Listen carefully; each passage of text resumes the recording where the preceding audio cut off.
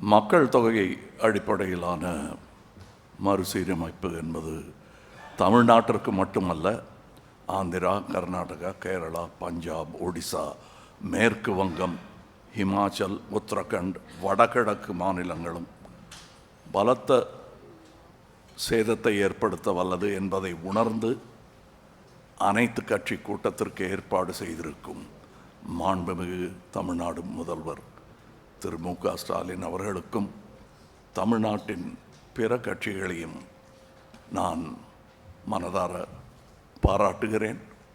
எந்த தேவையும் இன்றி பாராளுமன்ற தொகுதி மறுசீரமைப்பு எனும் பேச்சை யார் கிளப்புகிறார்கள், எந்த நேரத்தில் பேசுகிறார்கள், எதற்காக பேசுகிறார்கள் என்பதும் கவனத்திற்குரியது.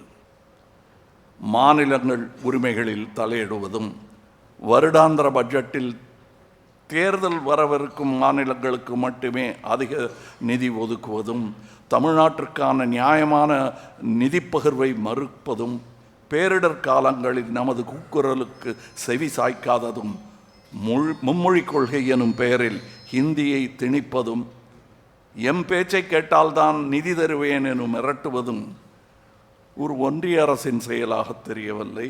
இன்றல்ல, நாளை அல்ல, எப்போதுமே பாராளுமன்ற உறுப்பினர்களின் எண்ணிக்கையில் எந்த மாற்றமும் கொண்டு வராமல் இருப்பதே ஜனநாயகத்தையும் கூட்டாட்சியையும் இந்தியாவின் பன்முகத்தன்மையும் காக்கும் என்பதே ஒரு இந்தியனாகவும் தமிழனாகவும் மக்கள் நீதி மையத்தின் சார்பாகவும் வலியுறுத்துகிறேன்.